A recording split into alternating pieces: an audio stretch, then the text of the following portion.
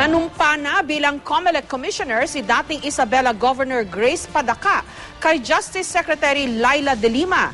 Pero hindi siya nakaligtas sa mga ibinabatong issue sa kanya, katulad ng pagiging kasapi niya sa Liberal Party at ang kanyang pagiging impartial gayong tatakbo ang kanyang kapatid sa pagka-vice-gobernador ng Isabela.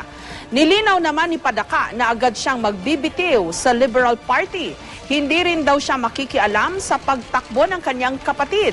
At kahit hindi daw siya nakapagtapos ng abogasiya, handa raw siyang matuto para maging epektibong COMELEC Commissioner. Oo, sa COMELEC bilangan, di ba? Because it's automated elections, di ba? And also about campaign finance. So, kung doon ako i-assign ni Chair, edi susunod ako. Basta magaling sa numero.